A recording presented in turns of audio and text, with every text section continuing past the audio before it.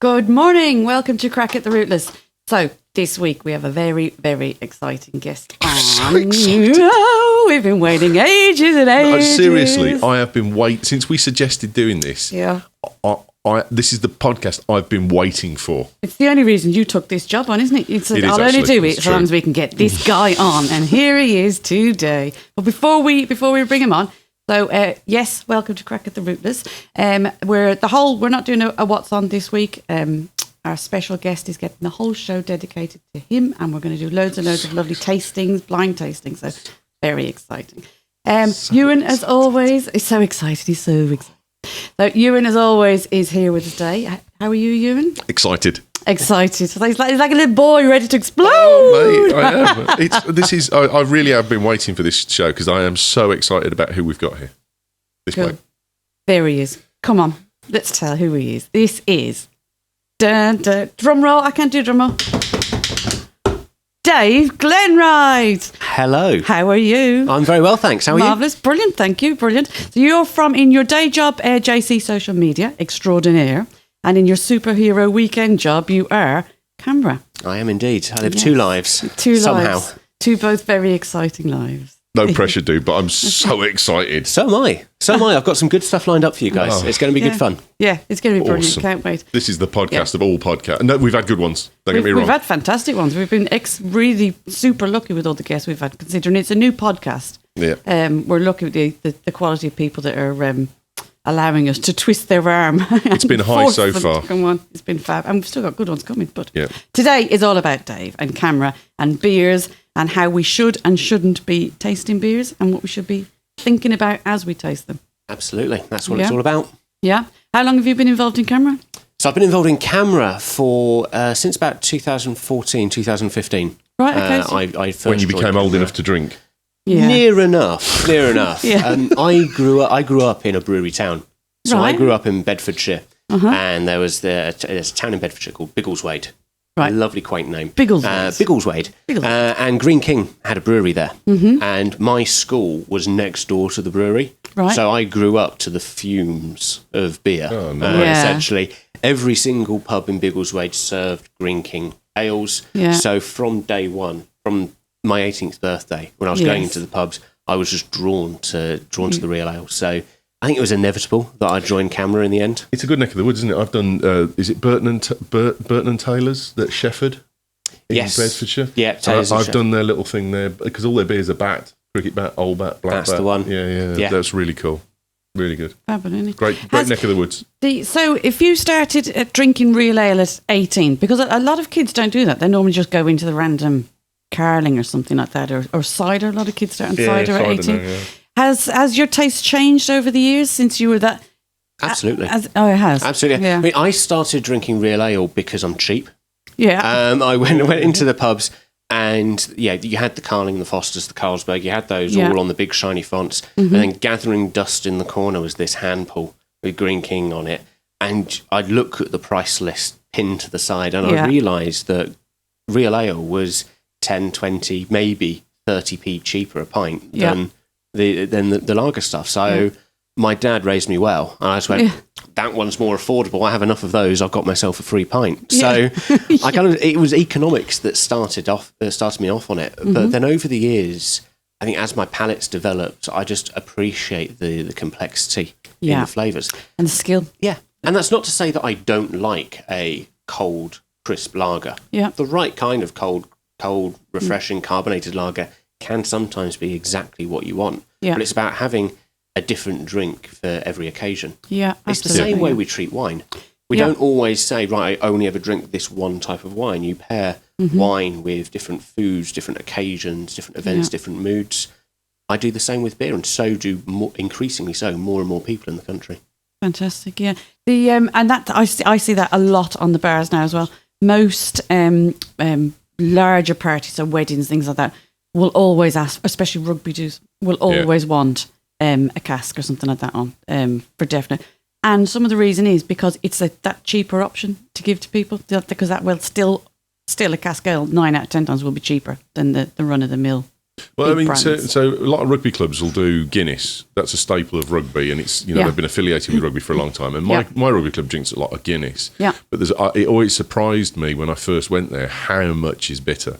Yeah. There's an awful lot of bitter drinkers in there. Yeah, absolutely. Well, so I'm doing another rugby do for your place in October. Yeah. And Guinness isn't on for that. It's all bitter. They want. I'm not coming in. Well, I think you'll still be there. You'll I think still I will. come. I think Yes, I will. you'd come to the opening of a crisp packet. You would, wouldn't you? Oh, thanks, mate. If there's drink, Ewan's there. Yeah, okay. I was going to fight that off, but I won't. You give up. You're like, oh. Based on the no. fact of how excited I am today. Yeah. So, camera. So, before we do the tastings, talk us through, because what we're going to do is I want to join. So, I was saying to you before, it's one of those jobs that's been at the top of my list for ages that I keep going, I'll put that down there for a sec, put down there. So, today, we're going to do it live on air. I'm going to go through, I'm going to join, Awesome. and we'll be able to see exactly how easy it is to go on and join and the benefits for it, because it's actually cheap. Yeah, it's really good value. Yeah, it's really good. There is more than one reason why Camera is the largest single issue consumer group in Europe. Yeah. Yeah, Absolutely. That's something that people are very passionate about, but at the same time, it's great value, and there are a whole host of member benefits available to you as well. Yeah, we were looking down through some of them. One in particular that stood out to me as someone that works in the trade. I'm always looking for extra support on training, any extra knowledge about the industry coming up, beers or anything like that. And then you actually get support on that once you're a member as well. They send out on the website. It said you get bits and pieces about how they brew beer and how to taste beer and things. Absolutely, I've been on a number of courses. I've done all sorts of bits and pieces where I've learned kind of how to taste and appreciate beer. Yeah. At beer festivals, we run bar manager training courses. Oh, so right. we run courses that teach people the art, the craft of cellarmanship and traditional cask ale cellarmanship. I've combined my day job with Camera as well, and I've gone on and I've taught people how to use social media. So I've worked with the people that organise local beer festivals up and down the country, and I've taught them how they can use social media to help promote it. So there's a huge host of ways to develop your personal skills, as well as everything else, all the social benefits that come with it. Absolutely, yeah. And that's always a worthwhile. I bet you get a lot of people that repeat join though. When you offer different packages like that have loads of different benefits to it. It's a no-brainer, really, isn't it? Why would you not just rejoin and keep your membership going? There are plenty of people who have been members since the early days. You know, the campaign started in 1971. Yeah. Oh, really? Yeah, it's been going that long. So who started it? Where did it come from? So Camera started. It started in a pub in Northern Ireland. It started across the Where pond. all good things start in Ireland. And essentially it started back in the 70s at a time when the beer scene was dominated by the big six, they were referred to as. So we're talking about the likes of Watney's, these kind of big brands that between them, these six breweries at their height, they had something like 82% of the market share. They controlled themselves. Yeah. And cask beer, cask ale was a dying breed. It was dying out in favour of pasteurised, filtered, pressurised keg beers, and specifically European lagers. Yeah. And these guys were sat down in this pub and they said, ale is dying out. We need to do something about it. So they set up Camera. And when it was first started, it was called the Camera stood for the Campaign for the Revitalisation of Ale. So that's what Camera originally stood for, because when Camera started, this term that we hear a lot these days, real ale, didn't exist. Camera invented it. Camera kind of defined what real ale is, and the name was then changed a few years later from the Campaign for Revitalisation of Ale to the Campaign for Real Ale. So that's kind of how it started and originated, and it has since evolved over the last nearly 50 years. It has evolved and shaped and has been helping to define the industry and the world that we have today. Fantastic. So is it still, is the main office for over here now, or is it still in Northern Ireland? Or the main office is based in St Albans. Right, okay. Always has. Headquarters is St Albans. Always wanted it to be in a position where it was reasonably central, easy to get across the whole country. Yeah. And as an organisation, we do cover the entire UK. We have branches in from the Highlands down to Cornwall, Isle of Man, Isle of Wight. We have members that live overseas. We're one of the leading members of the European Beer Union. There's similar organisations to CAMRA in a number of countries across Europe, and we're a key member of that. Oh, fantastic. So it is a big community. Didn't you tell me CAMRA's got like a shipping container that it passes back and forth across the Atlantic? Yes, so I think this is such a cool story. CAMRA's flagship event is the Great British Beer Festival. It's we've just had it. It was a couple of weeks ago down at Olympia in London. And we have a twinning relationship with a beer festival over in the US. And essentially what we do is we own these casks. We send them in a shipping container empty over to the US.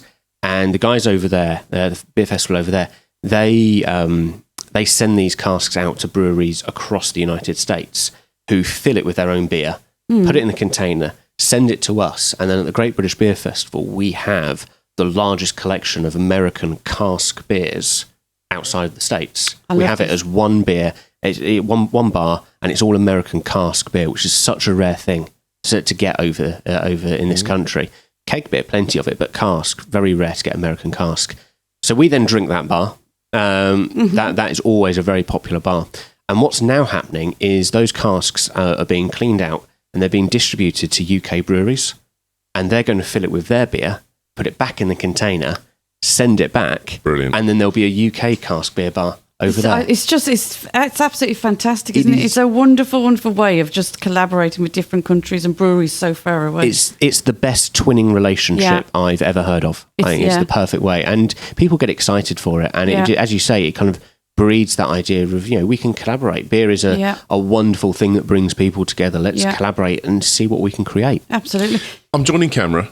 Yes. And I need Dave's number. Because it said introduced by a friend, and he said, give us your friend's number. So my number. Do you know it? Yes. Don't say it loud on air. No, I will do. I've got my. Where's my card? I have. Yeah, just got a pen. If you're listening, just talk amongst yourselves for a second while we sort out my membership. It's £26 to join. Yeah. And That's it's only nothing. 26, but it's only 31.95 because I'll do a joint because obviously Andrew loves all this kind of stuff. So I'll do for £31.95, you're getting two people that get discounts on drinks. £30 voucher. You get £30 voucher. You also get discounts on tickets to go into all the different festivals and the different events that have been put on.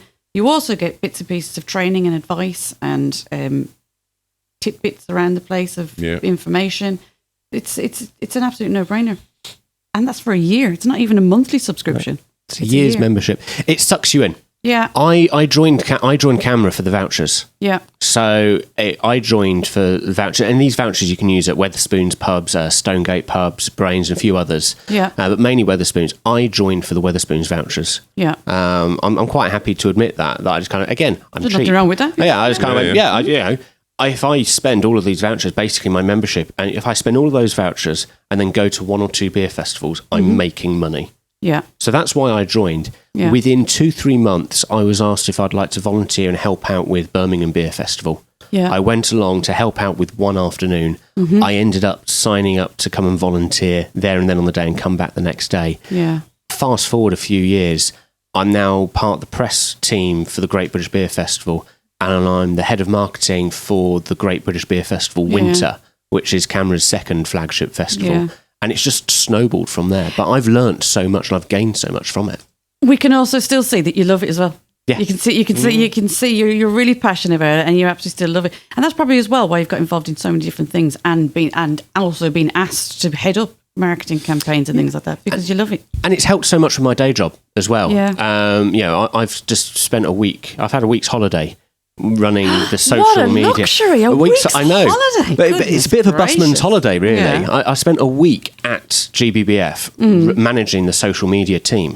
Right. So I was essentially doing my day job and kind of putting into practice all the stuff that I teach as a social media trainer, all the stuff that I go and teach. It's a chance for me to go and put it into practice and just make sure that I'm still up to date and the techniques that I'm advising my clients in the day job, it's still all relevant to them. So it's helped me in a professional capacity no end. And I know plenty of people for whom it's been the same. Being volunteering, they have fun, but they gain personally from it as well. Yeah, absolutely. So we briefly touched there on the social media, which is your day job. So how did you get into social media? Is it something because social media is one of those things when I was young, it just wasn't there. It's kind of took off now, isn't it? It was talking. Huh? Yeah. Yes, you're absolutely right. There was social media. People had conversations then, didn't they? Yeah. You could argue the original social network was the pub. Yes. Yeah, true. To tie bring it all back in. Yeah. Absolutely. Everybody went straight to the pub, didn't they? And that's where you met. But that's when there was the good old-fashioned local then as well, though. Yes. And everyone went to the local. Oh, they're still out there, though. They're still there. They're not as much now. And I don't know if they are. There's still some locals, but it's not as... Pubs are closing at a horrendous rate. It's extremely every week. hard, Dozens of pubs are closing every month. It's why I went mobile.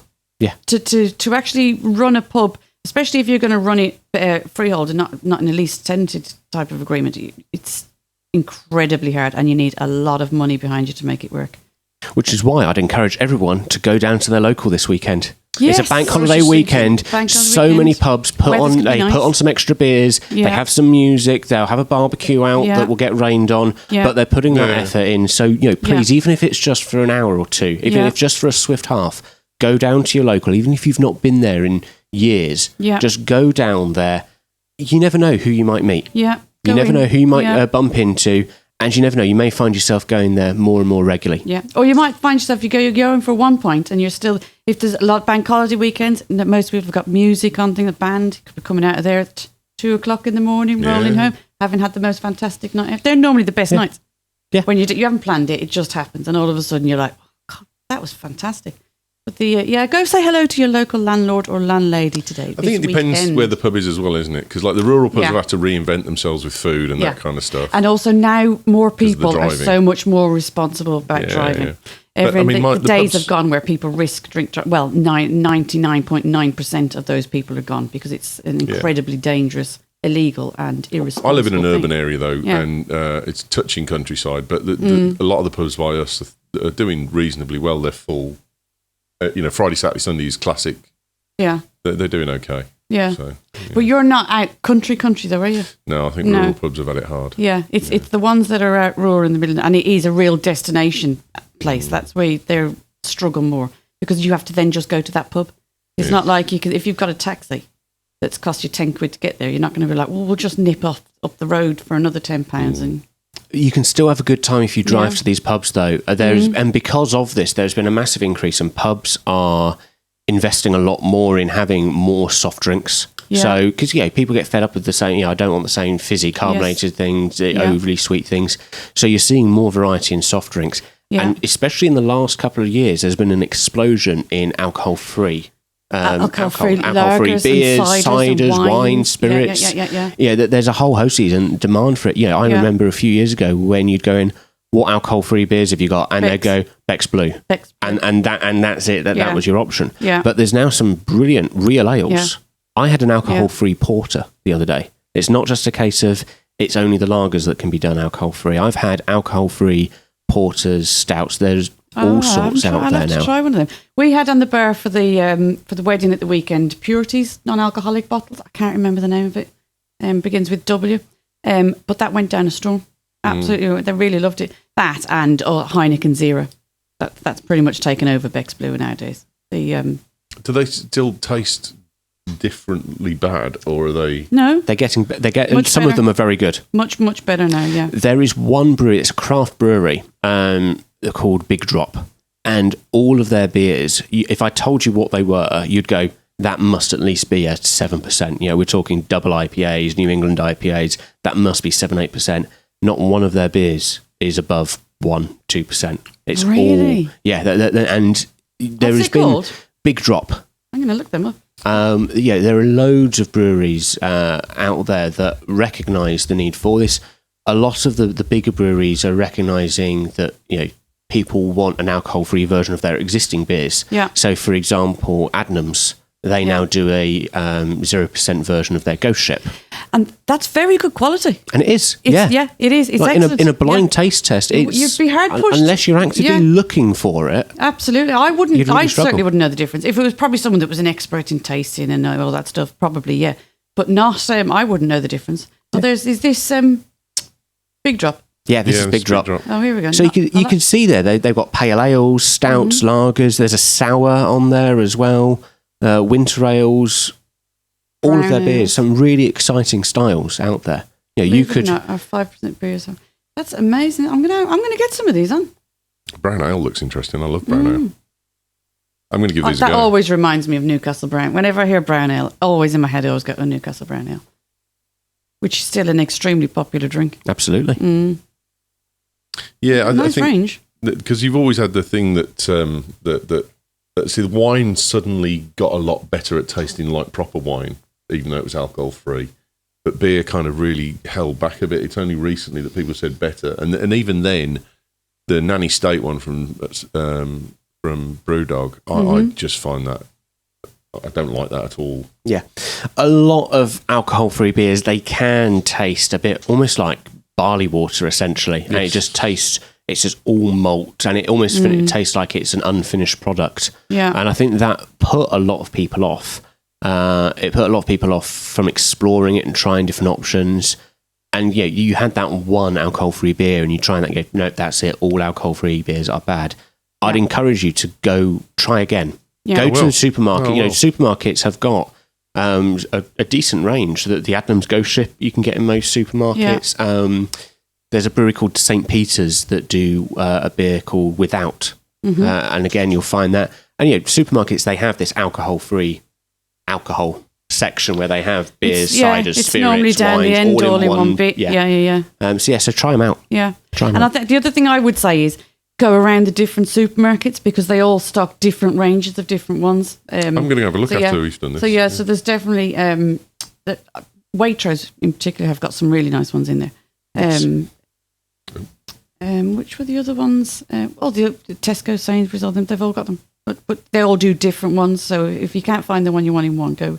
Everyone's looking at me smiling. I've just put my name and address on the internet. You haven't. I went to the wrong page. Have you taken it off then? It's only up for a second, but. Oh, yeah. Duh. I'll give you out your phone number now. That'll top it off. Okay. Treat, maybe we can submit the details after. If you do a Google search, you'll find it anyway. So I think we'll do the details after. Let's just have a look at. So it's very, very, very simple to do. So we had a look down through it. It's just a matter of joining up. 31 quid for a couple, because it is also another thing that I think is something that a misconception, and also a little bit of reality is that it's very male dominated. The real ale thing. So we need to get the ladies in there. Absolutely. Come on, girls. And there is a huge, thriving community out there, and it is fantastic to see them. My girlfriend, she drinks real ale. Our first date was in a real ale pub. Was it? Yeah, absolutely. Oh. Yeah, we first started talking to each other over a pint of ale. Oh. And she. Can you remember which ale it was?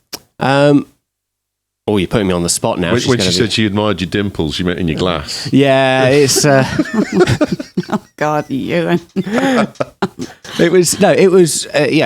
lovely, and she comes with me. I say she comes with me to beer festivals as if she's just in tow. That's not the case. Yeah, she goes to the beer festivals. She wants to go to the beer festivals. Yeah. She'd probably go to them without me. Yeah. And we are seeing more and more people, and as well, it's not just gender but age as well. Yes. Real ale has had this association with being that old fuddy-duddy drink. It's that thing that your granddad has.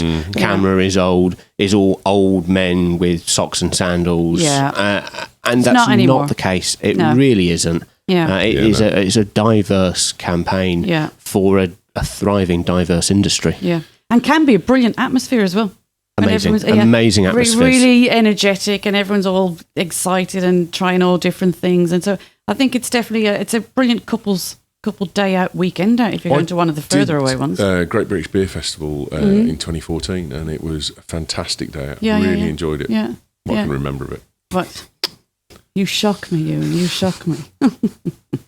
Yeah, I'm definitely going to try and get, because you've got one coming up in Manchester and Birmingham, haven't you? So we've got a couple. There's beer festivals going on constantly, and you can see them all on the CAMRA website. A couple of big beer festivals coming up though that kind of start the new year, and that are always popular ones. You've got Manchester Beer Festival is always a very popular one. Yeah, that's in January, and then we also had the Great British Beer Festival Winter.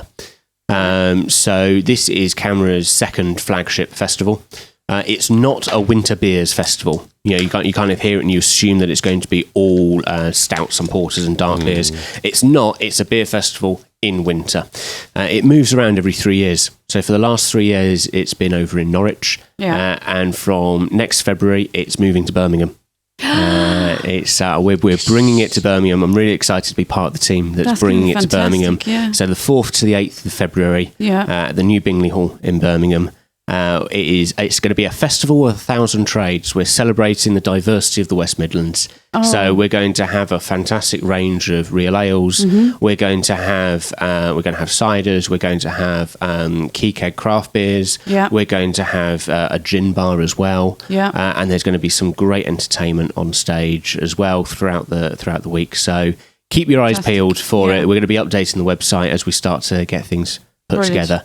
So that's coming you'll early have to next come year. back on as soon as we get more stuff on. Come back on and we'll give it a bit more of a promotion. Absolutely. Absolutely. Definitely. So I've just you very kindly brought in today some of the beer mats. You can hold it up. So I'm going to hold it up.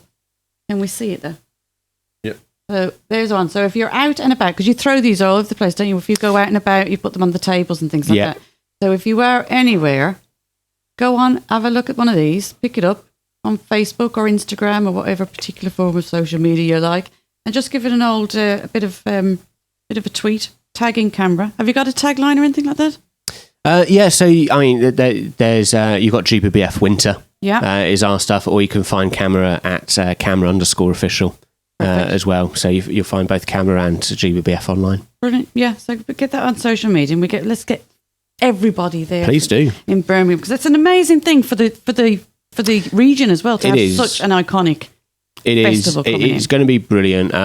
We have the winter categories of the Champion Beer of Britain competition are judged at this festival as well. So there's going to be some prize-winning prestigious beers there as well. We'll be getting the local breweries involved. So you've got it. And there's some great local breweries around. So we're really looking forward to bringing it all together. So please share on social media. Yes. I'm constantly telling people to share things on social media, but it's important. It is. It does make a massive difference to especially massive difference to small businesses, but also festivals and events like this. Because if nobody knows about it, there's not much point doing it. And social media is absolutely the way forward in getting word out there. Fab. Should we start some testings? I'm not sure. Let's. I've been loving this conversation so much. I don't even know how long we've been on. I don't care. Let's just keep going. Let's keep going. David and I were talking in the car on the way back, and I said this could end up being 2 hours, and I don't care. Oh, we can't do 2 hours. Dave's booked the entire day off. The entire to be here. I have work to do. We've still got to talk about social media yet as well. We still have to do his day job. Yes. And you can give us some tips on how to improve our social media. I'd love to. Right, here we go. Then. You're off, mate. Right, so we're going to do some beers now, first. This what's kind of cool here, and I did. You said this, and I did say to you on social media when we were talking that I thought this was really cool, because you talk about campaign for real ale, and there's a perception of certain things, as we've just said, but also there's a perception of a bit of snootiness about what you drink and how you drink it and the things that you can have. Yeah. And I fully expected to come here today and. The IPAs stood for Indonesian pained ales, and it was something I could never get hold of. Oh, I love that, but where do I buy it? I can't. Yep. So, but we're not doing that, are we? We're not. I've got all sorts of weird and wonderful things. I was telling you earlier, I've got a strawberry hazelnut praline stout at home. I've got all sorts of weird and wonderful things. But I've got 4 beers for you guys today. Right. These 4 beers are so accessible. They're 4 beers that are all very different styles. Cool. Mm-hmm. They're all very different styles. But I picked up all 4 of them from Asda, and it is part of Asda's 4 for £6 range. Love it. So awesome. The point here is that you don't have to go to an independent craft shop to find interesting beers. Yeah. There is great beer to be found everywhere. So these are 4 beers that you can all go and pick up yourselves anytime. But I'm not going to be telling you what they are first. Perfect. We're going to be blind tasting these. And the reason for that is that the name of a beer can instantly start to inform and shape your perception. No, I totally agree with that. Yeah, because we did the banana bread one, didn't we? We did, and we both were like straight away say, "Oh, I really like that," but it really tastes of banana. But would we have noticed the banana if we hadn't known what it was called? So it's if I tell you that you're going to be trying a coffee porter, you will drink it, you will smell it, looking for the coffee. Yes. So we're going to go a different way about it. We're going to try the beer first. We'll go through the process of looking at it all and trying experiencing it, and then I'll reveal what the beer is and tell you a bit more about it. Good. Come on, let's Go for go. it. Let's Okay, do this. I'll get the first We've one. had a comment on the page. Zoeb has said, "Are you going to put this on IGTV?" So that's something we need to look at because I think I can broadcast. I don't think I can broadcast on Instagram. I can check that out. We can do that. I think we can broadcast Instagram. Yeah, we can do that. We'll sort that out. We can, because I watched a lady doing a podcast the other night. Right. Okay. Yeah. No, we'll do that. Just trying to fill time. We've got the page up, so if you want to send us a question for David, then put it on, and I should see it on the page, and we can. Don't have to keep. Does it, Dave? You know Facebook. If do I have to keep refreshing to see new comments, or will it just come up? Should just come up. It should just come up straight away. Yeah. I'm trying to watch mine as well, but I placed my drinks order really quickly before we came on, and fatal. I should have paid more Like forgetting attention. to put your microphone on. I've had a rookie error that I made. He's had to ask me a question that you should never ever leave open. Do you want a keg or a cask? I should really have made that clear because it's very, very different, aren't they? Yeah. Right. Even got lovely little glasses. as well, well. Dave's brought his own glasses. He wouldn't let us use our jam jars from Lagunitas. He said we need the nose of this properly. So what I've done is I've actually brought in, these are brandy snifters. I actually picked them up in a charity shop, 6 for £1. You do love saving money, don't you? I love saving money, I do. But the whole point of this is that we want to trap the aroma, and also by having a stemmed glass, it means that we can hold on to it without cupping the beer. Yeah. Totally blind test look. Oh, right. So we should actually hold it like that, as in like a wine glass, and not warm up the beer. I mean, not all the time. I'm not suggesting that you should always drink beer like this, but when, in the situation that we're in now, when we're doing a tasting and we're exploring it, then we want to experience the beer at its best. So of course, if this is a pint that you know and love, by all means, have a straight glass, have a tankard. You could drink it out of a casserole dish. It doesn't matter. Yeah. But for the purposes of this, we've got these glasses. Beautiful. So the first thing we're going to look at is the colour. Yeah. So hold it out to the light. We're looking at the colour. And we're looking for a couple of things here. We're looking to see what the colour is. So this is, how would you describe this? How would you describe this colour? Slightly red, actually. Orangey brown. Autumnal, orangey brown. Yeah, Autumnal. Yeah. Almost like a deep amber. Amber, yeah, that's what it is. A dark amber colour. Yeah. And we're also looking at the clarity. So how clear a beer is. Yeah. Now, that isn't necessarily a marker of quality. It's not necessarily a case of clear beer is good beer, cloudy beer is bad beer. Because some beer is brewed to be cloudy, isn't it? Yeah. And some beers are naturally hazy. It comes down to the ingredients that go in it. So don't judge a beer just based on how cloudy it is. Check to see if it's meant to be naturally hazy just a little bit, or if it's meant to be completely cloudy. Next, we're going to sniff it.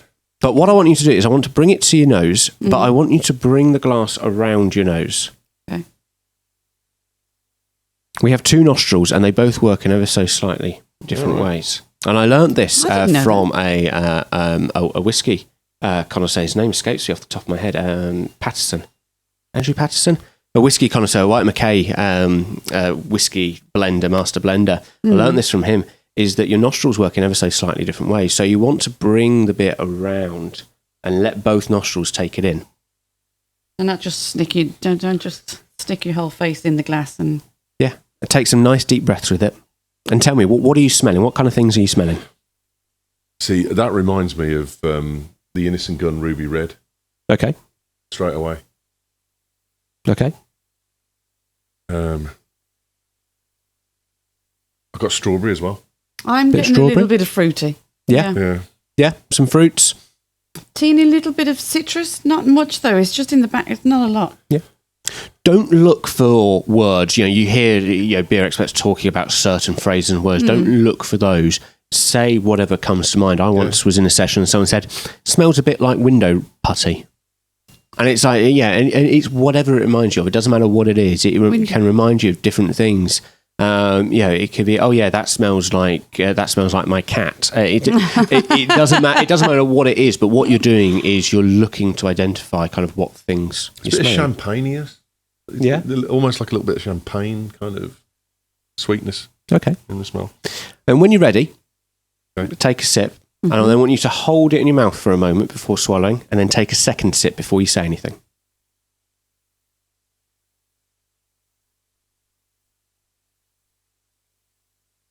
I was a bit confused whether I had to swallow the first sip before I did the second sip for a second there. I thought, Yes, please swallow the first one before you take the second. That would have been funny to watch. I'd have got it out my nose, not in it. Now, it tastes different on the second one. Yeah, and it always will, because your first mouthful, it's like jumping into a swimming pool for the first time. It's cold. Your first mouthful is all of a sudden, especially if this is your first beer, your mouth go, oh, right, okay, I'm drinking beer. Right, what's beer meant to taste like? When you take your second one, that's your second jump into the pool. Your mouth, there's kind of, it's configured, your palate's configured, and it's almost ready to receive that beer. Now, this is going to sound like I'm saying it in a bad way, but it's not.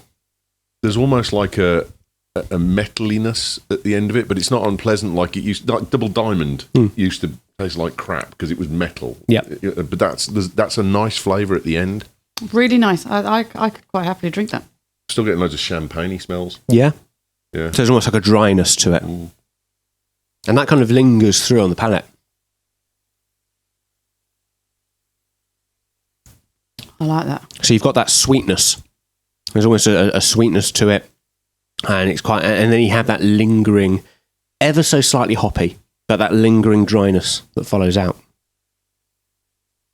Stephen said taxi for you, and he's also watching us on a bus in the way to Birmingham to go to the pub. So excellent. Really? Who's that? Excellent. Steve Lowe. Thanks for watching, Steve. Muller. And thanks for supporting your local. Yes. So what do we think? Really nice. Quite like that. Yeah. I like it. That, do you know what? That to me would be something really nice with a meal. I could quite happily drink that with a nice dinner. It's very easy drinking. So because of the colour, I looked at it and thought it was like the Ruby Innocent Gum, but it's not as heavy. I don't think it's a lot lighter than that. Yeah. But still nice. Any idea what it is?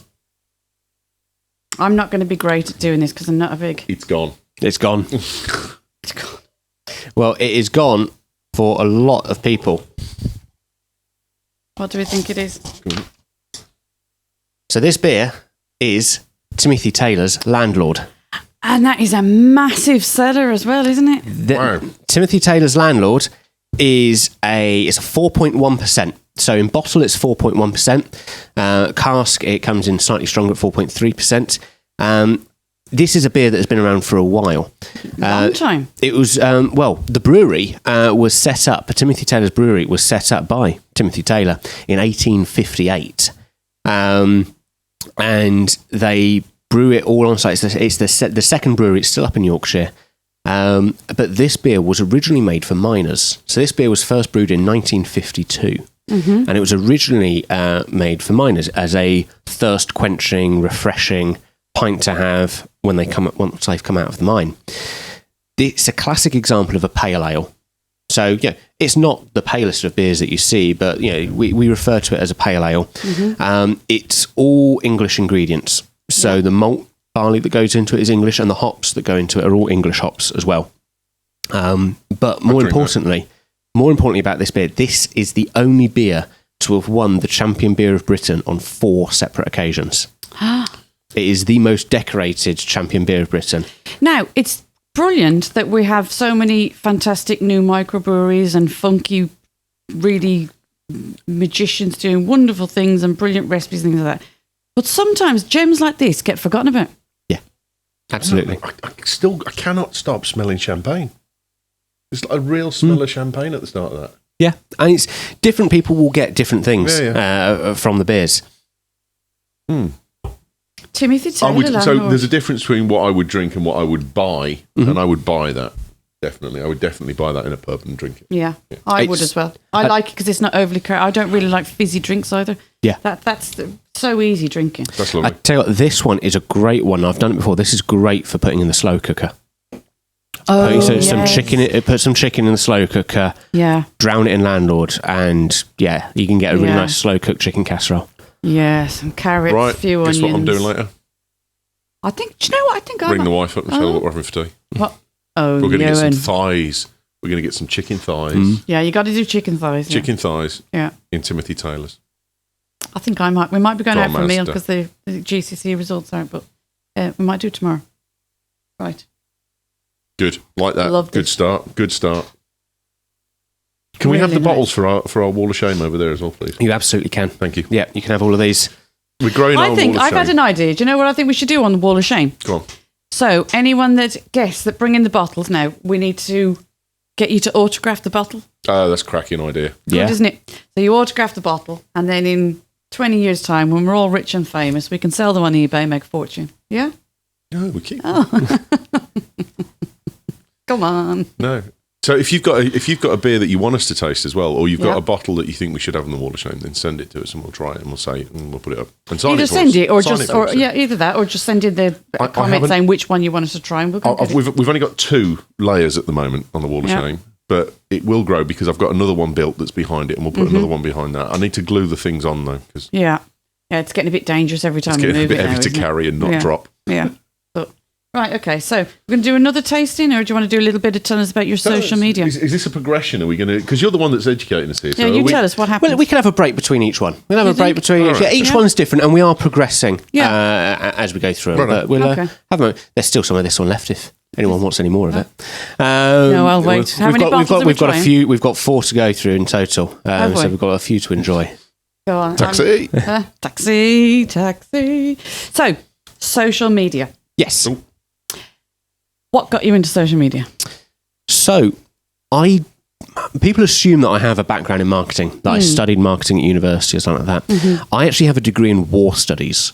In how? Oh, I love that. War studies. War studies. Yeah, I studied war You studies. and my boy should talk. He's obsessed with World War II. Yeah. Well, my Callum Walker as well. He's obsessed with World War II. a lot of people are, and it's so great meeting people and seeing their passion for history kind of come alive when I say that.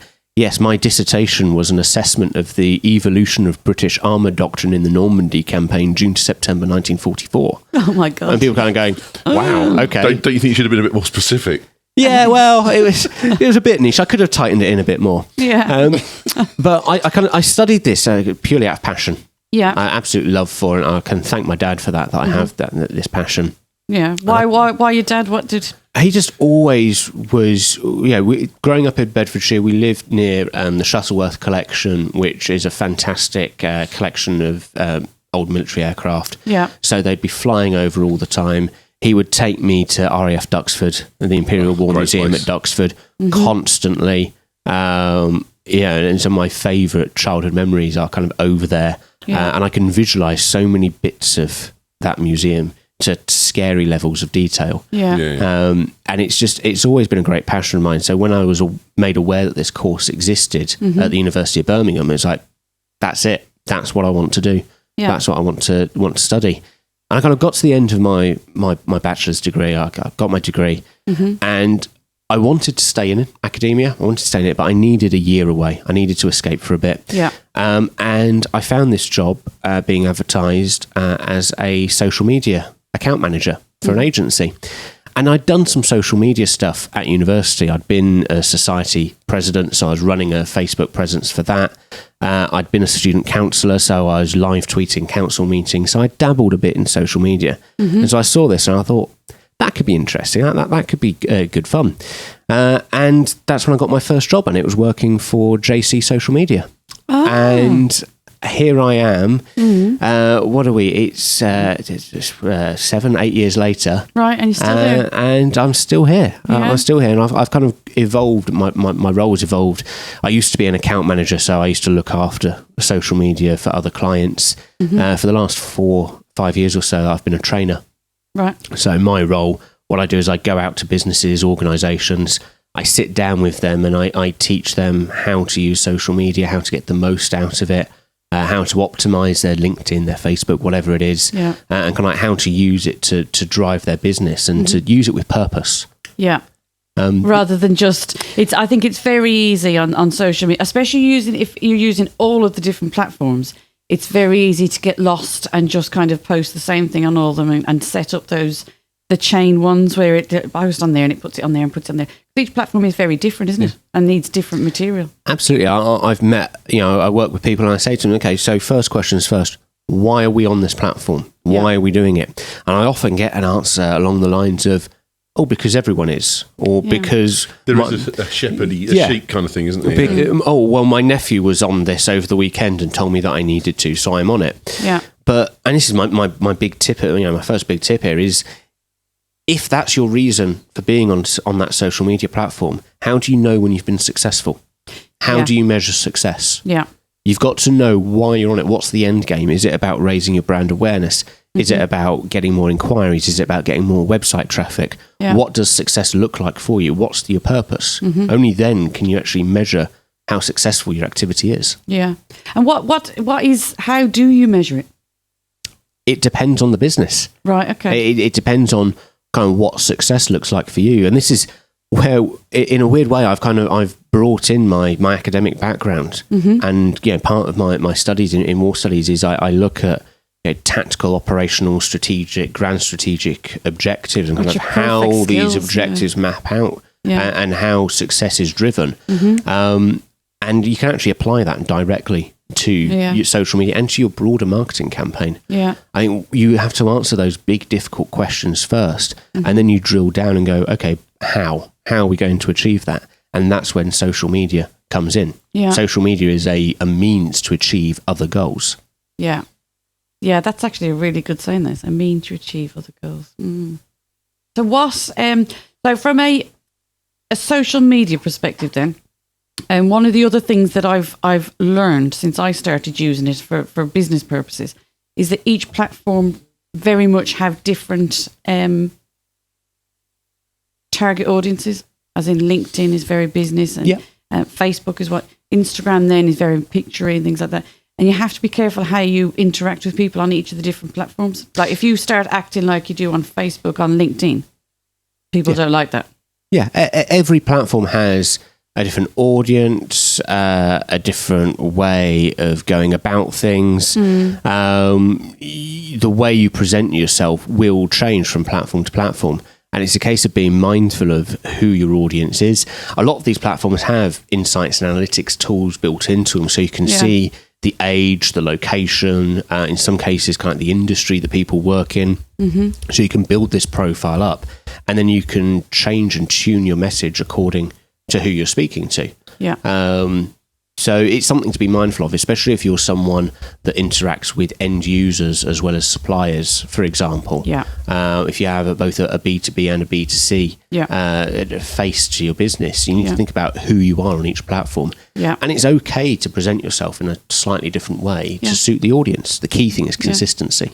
Well, I think it also makes you look more professional as well. It demonstrates that you've actually considered who you're talking to, and you've given enough respect to say, right, okay, I know that you need this information, and now this is how I'm going to deliver it to you. I get quite guilty at times with my social media, particularly Instagram, of mixing the social and the business. And I know that's not a good thing to do, but it's also kind of, I struggle with the idea of maintaining two accounts at something, and posting religiously in one and not in the other. Is that a negative for me, or is showing your home side a positive? People buy from people. Right. At the end of the day, people buy from people. People will decide to use your services based not purely on what you offer, but who they're dealing with, because they want to have a pleasant, positive experience in that transaction. So it is okay to show the human side. It is okay to show that personal side. If you have a team social, if you're doing something, if you're having a summer party for your company, sharing that kind of helps to reinforce to potential customers that we're a nice group of people. You will have a positive experience in dealing with us. Also, that if you're having a social, it's nice as well to demonstrate to your customers, your clients, whoever that may, that you also reward your staff and your colleagues. And they say, right, okay, we are building a positive relationship. We have got a nice atmosphere, and we all do, like you say, get on. Employers like that, clients like that, customers like that, because it just shows that you're genuine people, really. As well. At the end of the day, social media is about relationships. Yeah. When And we being go real. back, when we go back to the early days, the history comes through again. Yeah. But when we go back to the early days of social media and the days of Friends Reunited and MySpace and Bebo, these platforms weren't about discovering new people. They were about digitizing your existing social circles and your social communities and reinforcing those relationships. And that ethos sits at the heart of everything that we do today. Getting people to like your content is about reinforcing that relationship with them, driving them to a point where they actively want to buy from you. Yes. Yeah. Not just want to buy for you, but I think sometimes it's the best case scenario is when you have a client that actually quite likes spending time with you. Obviously, you've got to be careful that the lines don't get blurred too much because it's still a professional relationship. But it's nice when you have a client that you actually enjoy being in their space as well, because it just means that it's a much more workable and normally ends up being a long-term working relationship that develops over time as well. And that's the best business that we always have, is those ones where you have that relationship. Yeah. And that attitude and approach to business has existed long before social media. Yes. Social media is nothing new. Yeah. There is nothing new. And I have this when I do LinkedIn training and I do LinkedIn lead generation and networking on LinkedIn training. I say to them, what we're doing here is nothing new. It's no different to walking into a networking event, business cards in your pocket. You wouldn't walk up to someone and just thrust your business card upon them. Yeah. So why would you send a connection request to someone that is blank and doesn't explain who you are? Yeah. Well, some people do. And I suppose that's the reason why there's people like you that you can actually go to be trained, because some people, it doesn't come naturally. These kind of social skills don't come naturally to them. So some people will just go, here's my business card. Here, can we connect? Can we do this? It's kind of tweaking those few little initial connections in the beginning that can help. Because a lot of people, if someone just sends me through especially on Facebook, to my personal one, can we just be friends? I'm like, well, just like the company page. You know, it's that thing, isn't it, about blurring the lines and what's appropriate and what's not. And that's just really practice and training, isn't it? I think. Yeah, and that's how we help. Yeah, that's how I help with the training that I do. So I don't do these big, come along to my seminar and sit with 50 other businesses that are all different shapes and sizes. I'm very much about coming to your offices, sitting down with you and spending that one-to-one time with you to learn about you and how you operate, so that we can find an approach to social media that works exclusively for you. Yeah. And then the other part of our business is, or we can work with you and essentially do it for you over a long-term period. So Which I suppose more bigger businesses have that, don't you? Because I suppose that takes more time. So they need someone that comes in and will just go, right, don't worry about that anymore. We've dealt with that for you. Absolutely. But it's still a case of being about the relationship. Our account managers, these guys are brilliant in that they get to learn your business. They may as well work for you. Yeah. And that's what we want our account managers to do, is to really get and learn and understand your business, so that when that inquiry, when that question comes through on the Facebook page, we don't need to call you up and go, oh, what's the answer? We know what the answer is. And as far as the customer is concerned, they are talking to you. Yeah, it's almost like they're your cousin and they're just coming in for the weekend to sort everything out. Yeah. We're not,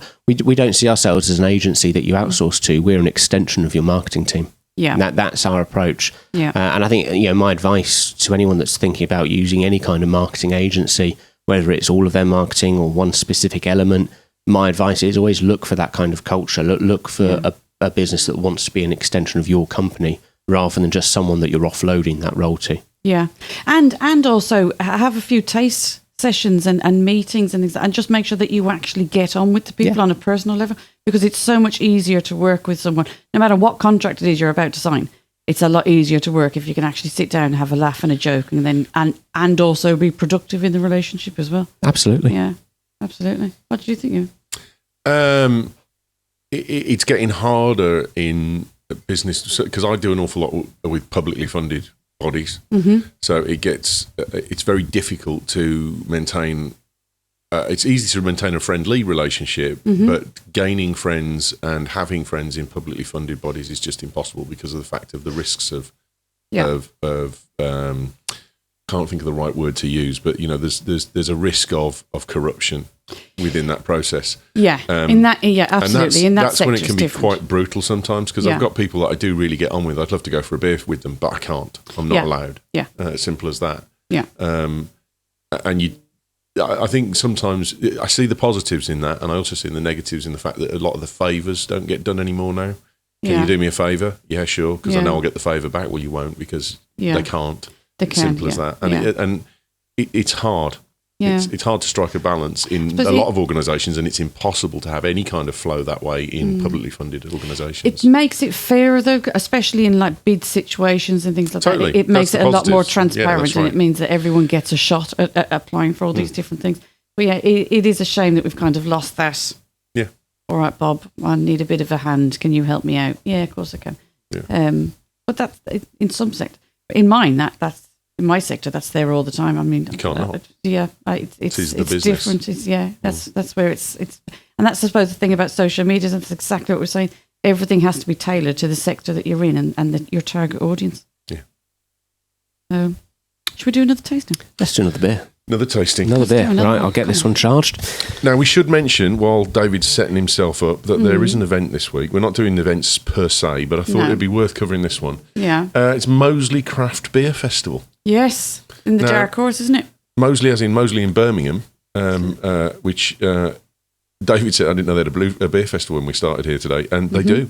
A minimum age, obviously 18. Starts on Friday at 5 p.m. and it goes through to Sunday at 11 p.m. I think there's probably there is a stopping point within there. It's not continuous, 24 hour. But it's £5 for entry. That gets you a free tasting glass, and it also gets you 10% off all of the beers that are on sale. It's at the Dark Horse in Birmingham in Moseley. Yeah, and the Dark Horse is quite good. They have quite a lot of really good bands and things like that in there as well. It doesn't actually, I can't see anything about entertainment. I'd be surprised if there is. They normally do have stuff in there. Yeah, no, but get yourself along to that if you're in Birmingham and you've got a chance at the Moseley Beer Festival. And I'm still trying to join camera, so I'm 26 quid. I'm in. Yeah, I am as well. I'm going to join for me and Andrew as well. And we're just going to go and I'm just going to do it. Slightly lighter this one. Do it. Let's have a little look. Oh, look at this. That's lovely. Thank you. Now then. Now this one actually, to look at it, looks a bit like a cider. Yeah. A light amber colour. Yeah. So light amber, almost golden. Yes. Golden. You might potentially even pushing in the... It's gone. Yeah. Maybe even pushing to the straw. Yes. Like a golden straw kind of colour. And on the nose? It smells a lot hoppier. Straight away I've got the hops. It smells sweet. Yeah. Sweetness and that hops is instantly that's straight in your face, hitting you there. Honey type of, really nice. It actually smells pleasant. The important thing here, and this is my role here as someone that's guiding you through these, is not to say you're wrong. Right. Everyone's experiences of the beer will be different because our noses, our taste senses work in different ways. There is no wrong answer. Well, you see, it's like the thing with the champagne in the last one. I'm going, it's champagne. It smells of champagne. I've got a champagne coming through.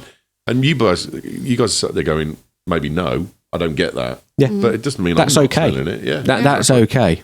And how does your nose work? Is your nose like your palate? Like your tongue has however X many thousand taste buds and things on it. How does a nose work? Well, I think you actually taste with your mouth. But your nose is the airport to the mouth. Mm-hmm. So I think it's your taste buds at the back of your mouth that are doing the actual... I don't know. That's what I think. But you can't taste without air. So you can't taste without air? No, because if your nose is blocked, you can't taste a thing. Can you? No. Why? Because you need air coming over the top from your nose to taste anything. I'm going to hold my nose. I think it's all linked. I think it's... Oh, no, I can still breathe through my mouth, though, can't I? No. So imagine you have a heavy head cold. Yeah. And you can't breathe through your nose. Everything tastes... It has no taste. All your food tastes tasteless. Mm. Unless you have an opening your mouth and smack it. Were we allowed to taste it? Yes, go for it. Go for it. No, go for it. Go for it. Go for the taste. That reminds me of skiing in Meyerhofen when I was 19 years old.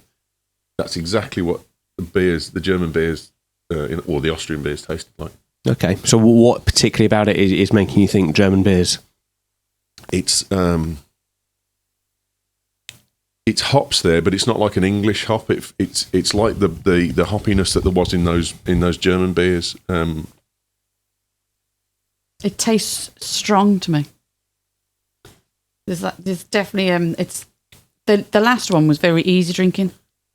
This tastes to me like I would only have one or two and then think, right, I need to be careful what I'm drinking. No, I think I would. I wouldn't. At the moment, in the taste alone, I'm not suggesting I'd buy that. But if someone gave it to me, I'd enjoy the second one far more because my palate would be used to it. But straight away, there was a little bit more hop than perhaps I would have liked, but it's not unbearable, and it's evoking a memory. So for me, with this one, kind of on the nose, there is a bit of almost like pine resin, and maybe that's where your association could be coming through, kind of the pine forest and the black forest. Maybe a bit of grapefruit, kind of that citrus fruit on there. Yeah, I get that. And then on the hops, it's hops on the taste. A lot of hops on the taste. Maybe almost a slightly grassy flavour to it as well. That's not bad. It has a very crisp finish as well. It's like quite a short finish, actually. Yes, it doesn't last in your mouth a long time. Although there's a strong taste, finishing taste. It doesn't linger for a long time. Yeah, it goes away very quickly. I don't know if out of the two so far, the first one's my favourite. Okay. Any idea on what it is? Either style or brewery? No clue. No. I've not. Other than like I said, it's evocative of some German beers I had years ago. It's not anything that I would pick. Do you know what it reminds me a little bit of? An IPA. Well, you are spot on. It is. Am I? It is indeed an IPA. This is St. Austell's Proper Job. Yeah. Proper Job IPA. So this is a 5.5% beer. So you're right, it is stronger. It's about 1.4% stronger than the last one that we just had. So this is an IPA, an India Pale Ale. Yeah. Very popular style right now. Not necessarily a new style, but it's a style that's kind of peaked and troughed. IPAs are called IPAs because they are beers that we're going back to the 18th century here, kind of the 1760s. And British breweries were heavily hopping the beers that were being sent out to India. Yeah. Because the beer was struggling to survive the journey. So hops is a natural preservative. It's a natural preservative. And also the flavours kind of mask. Yeah. It's very intense flavours. Yeah. So even if it was starting to go off a little bit, you can mask that with the hops flavour. So that's where the term IPA comes from. They kind of dipped in popularity and then they've resurged more recently. They've become really trendy, haven't they? Really popular, especially with American breweries. Yeah. So the interesting thing about this one, so this Proper Job, the malt is British. It's British malt, but the hops are American. So there's Cascade, there's Chinook, there's Willamette, there's a number of different American hops in there which tend to have a much stronger citrusy flavour than the UK hops. So if you're someone that really likes their heavy-hitting citrus flavours, look out for American hops. And as I say, things like Cascade and Chinook are classic examples of American hops. Yeah. But yeah, so it's an interesting fusion of British and American ingredients. Yeah. But this is from St. Austell, which is a brewery down in Cornwall. They are probably known most for the tribute. St. Austell tribute, which you'll see around a lot. Can we just get their website up on the screen? Sure. We have a little. So these guys set up in 1851. Yeah. So another older brewery. Going for a long time. These guys, they've been going for a while. A few years ago, in 2016, they acquired Bath Ales. So Bath Brewery is now part of St. Austell Brewery. I didn't know that. They're all one big team now. So they're known for the tribute. The Proper Job, which is their IPA. There's an even stronger version of the Proper Job called Big Job as well. And they do a whole host of specials as well that you find, and all really good stuff. It's very well respected in the trade, isn't it? As a brand, this is very well respected. Absolutely. And this bottle in particular, this Proper Job, actually was one of the first winners a few years ago. Camera introduced a new category in their Champion Beer of Britain, bottle conditioned. Right. So purely for beers that are bottle conditioned, and this picked up gold in this. So as a bottle conditioned beer, it's a particularly good one. Yeah. Nice website as well. Oh, look at that. That's cool, isn't it? Pints produced since 1851. What number is that? Come on, guys. Someone read that out. 1.68 billion. Is that a billion, is it? That's a few pints there. Well, if you're doing 1,000 million. 1,000 million, billion. That's a lot. That's a lot of pints. That couldn't be. I think that's obviously a gimmicky thing, isn't it? Maybe not. So one other thing to keep an eye out for is if you see the word bottle conditioned on a bottle, do be careful with it. Because what that means is that there is yeast sediment in the bottle. So it's undergoing secondary fermentation in the bottle, which means there is sediment. Sometimes you can see it in the bottle. If we look at this bottle, you can probably just see some bits sat right on the bottom of the bottle. Oh, yeah. Quite a lot. Yeah, sometimes it can be quite a bit of it, but that's what gives these kind of beers some great flavour when it's poured from the bottle. So it's just a case of generally, if you've got bottle conditioned beers, I'd recommend trying to pour in one go. Yeah. So have an oversized glass. So don't have a pint to brim. Have a glass that's pint to line. So you've got that space for a head, and you pour it in one slow, smooth motion. And you stop. You don't tip it up and drain the whole thing in. You leave the last millimetre or two at the bottom. Sacrifice that drop of beer because that is all going to be the sedimenty, yeasty sludge. Yeah, it's not gonna kill you if you drink it. Depending on how much it is, you may feel a bit have a bit of a dicky tummy, but try and avoid that. So just be careful of that and try and store those bottles upright. Store them upright. Store them upright so that all the sediment settles at the bottom. If you store them on the side, all the sediment's down the side of the beer. When you take it out of the cupboard, the fridge, wherever you've got it, and tip it up, you're then mixing the sediment up with all of the beer. So if you store upright, then it keeps all the sediment at the bottom, which means you'll get a clearer pour. So we need to watch how we're stuck at our fridges, because I know there are times when particularly the fridges are full. There's times when we'll just lay the bottles down. Yeah. So you need to check which ones are pasteurised, which ones are bottle conditioned. Okay. If they say bottle conditioned, try and keep them upright. Yeah. Okay, brilliant. All right. That one's a no from me. A no from you? Yeah, I do. It's not horrible, but it's given a choice. I would drink the other one, and that's okay. That's okay. The objective today isn't to find 4 beers that you like, but is to kind of explore different styles and hopefully guide you. Yeah, the whole point of doing these kind of things is to help you to define what you want to have. A great thing to do is, with a group of friends, get a selection of different bottle beers, sit at home, try them, work out what things you like, don't like, and then when you're down at the pub, you're not stood there going, "Ooh, I don't know what that actually I generally don't. I generally tend to go for pale ales over IPAs, so I'll have that one, please, barman." I think also the big thing is, and this is what the Lagunitas did, remember when we went to that tasting session, it massively changes it. I think that would be really nice with spicy food or something like that. And it really changes how you drink the drink then when you match it up with the food. Goes very well with fish as well. Yeah. Yeah. Like a strong fish or a cod or something, or it doesn't matter? Both. I think it goes particularly well with chippy cod and chips. Nice. Just because, especially if you squeeze the lemon, it's that citrus. Citrusy. Yeah, it's that bit of citrus that kind of comes through. Yeah. Yeah, definitely. Yeah. I like that. Okay. I like that. Let's do another one. Let's do another. Let's do this. Oh. God, this is good audio. I should have had another event, really. Oh, we can say as well that is Insomnia 65. Insomnia 65. This week at the NEC. This week at the NEC, which you kept saying Marston Green. Where are they going to do it in Marston Green? Because I never think of the NEC as being in Marston Green. Yeah. So it's on the outskirts. I've taken my kids to this Insomnia 3 times now, and they absolutely love it. Really, really love it. It's like a full proper day out there. I can't remember. Little bit expensive, but it's worth it, especially if your kids love it. I took Ellis out to this, and he met his hero. Yeah, who's Tom? That? Yes, Gavin's and Patrick's at one save. Tom.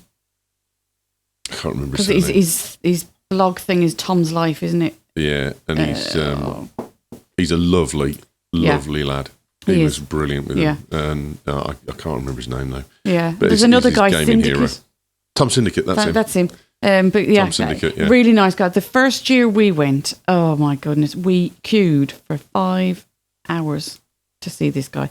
And the queue wasn't even particularly big. It was just that he was so good with each person that came up. Yeah. He would speak to every single child and have a picture taken with it. It wasn't just a here, buy a poster, sign it, get out of here. Yeah, no. He really interacted with everybody. He did. I went and saw him, and I got because Ellis couldn't go on the day that I went, so I went and got a poster signed for Ellis, and I had a chat and I had a picture with him. And I said, "You can tell all your mates that your dad knows Tom Syndicate," and he went, "Can I?" I said, "Yeah." So he told his mates, and went, "No, you don't." So I sent the picture of me and Tom stood together, and he's like, "Oh my God." Richard Hunter Rice knew it was Syndicate. He's just put on the thing there again. Tom Syndicate, yeah. Tom Syndicate. He's a good lad, really nice lad, really lovely man. And he made a real fuss of Ellis when we went there. Very successful lad. He's he's someone that's taken social media and excelled with it. He employs all his massive, family. Yeah, it's a full scale family business, but also American now. He's massive all over the world. He really uses social media to its highest capacity. He hasn't become a knob with it. He's a good lad too. Yeah, so that's good. Social media has redefined what it means to be celebrity. Yes. We're in this generation of influencers now. Yeah. These people who, at the drop of a hat, can say, "Buy that." Yeah. Don't buy that. And there are legions of supporters that will follow it. And it's quite endearing because these are homegrown people. These are people that have grown their audiences organically just through hard graft. These aren't people that have been, in most cases, it's not through, nepotism or opportunity. They have genuinely built their audience up. And it's an endearing thing to see the world of celebrity shift in this direction. Absolutely. And the other thing I would say is there's some people that see these influencers and think, oh, dude, that's what are they doing? That's not a proper business. It's actually a hard thing to build up a following. There's a lot of businesses, me in particular, all the smaller businesses like me, startups, fight really hard to try and get followers, to try and get people to interact, to keep them interacting so they don't drop off the line. The fact that they've achieved it is a skill in itself to be able to do that. Absolutely. Yeah, 100%. Right, okay, let's have a look at this one. It looks about the same colour as the... Sweatier. I've just got... Yeah, I see where you're coming from. Smells like socks. Bit more gymnasium than the last socks. Yeah. So we're going maybe a bit more in line with the first one. Yeah. Darker in colour. Yeah. That's looks and smells richer. Yeah. That's a pale brown. That's a deep amber pale brown. Yeah. Kind of. I would say it's not another pasteurised bottle. I don't see any sediment or anything. No, this one's not bottle conditioned. Mm-hmm. Bottle conditions are pasteurised bottle. I'm going to rename everything. Almost Newcastle Brown. Yeah. That to me seems very, when you've taken caramel to as far as you can take it before you've burnt it. Yeah. Very strong. Yeah. That's what that tastes like to me.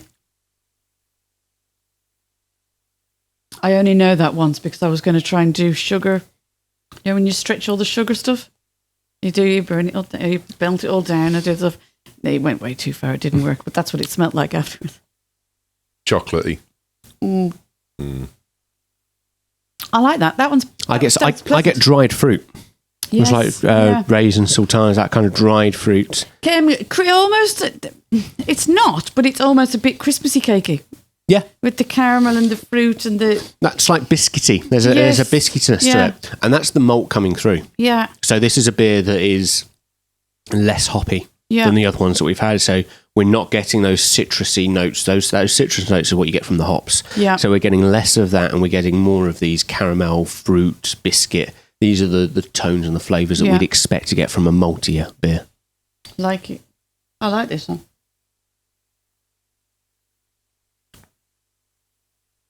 That one There's could a sourness at the end as well, which isn't. It's not unpleasant. It's just there's a bit of it where you're thinking, oh, that's rich and smooth, and you're expecting a sweet taste to come through, and then you get that little zing here that's like the back of your mouth, which is a sourness. I agree with that. Yeah, I've got that in mind. I can feel the back of my where you get that. And for some people, that will stay there. For others, once you're halfway through a pint, that will start to drop away as your mouth becomes accustomed to it. Is that because it gets accustomed to it, or is it because it numbs up your mouth? I think it's more of becoming accustomed to flavours. You're kind of used to that flavour, and because it's not an overpowering flavour, it's a subtlety that you notice in the background. You become familiar with it. Yeah, like it. What do you think it is then? I tell you, I got Newcastle Brown straight away when I first smelt it and tasted it, but I know it's not because it wouldn't be in the 4 for 10 round, 4 for 6 round. It might be. Well, it's the wrong colour bottle for a start. Courage Superior Ale. So this is Courage Directors. It's a premium bitter. This is from Courage Brewery. So yes, this is a premium bitter. It is 4.8%. This one. Right. So in between the other two in terms of strength. This beer was originally brewed in 1903. This was they started brewing this. Originally, it's called Directors because it was originally brewed for the directors of the Alton Brewery, which is one of the breweries that Courage owned. So it was originally brewed as a exclusive beer for the directors of the brewery. It was a higher end beer. As a higher end, premium quality beer, premium bitter. Proved so popular, eventually just word and beer got out, and they ended up introducing it as part of their core range. Right. So it's from Courage. Courage is one of these breweries that has existed forever and a day in different guises. Yeah. So Courage started up in 1787. So this is the oldest one that we've come across so far. John Courage set it up. And over the years, it merged, it acquired other breweries, it grew. By the 1960s, they own multiple breweries, 5,000 pubs. They're brewing 75 million gallons a year. It's a massive brewery. Is that mainly for the UK market, or does it go abroad as well? Predominantly for the UK, predominantly for the UK market, and for their own pubs predominantly. Yeah. And then in 1986, Courage was sold themselves to a company called Eldis IXL, which then became Foster's in 1990. Really? Became Foster's Group. And then it was eventually picked up and acquired by Charles Wells Brewery in 2007. So Charles Wells, who were based in Bedford, acquired Courage.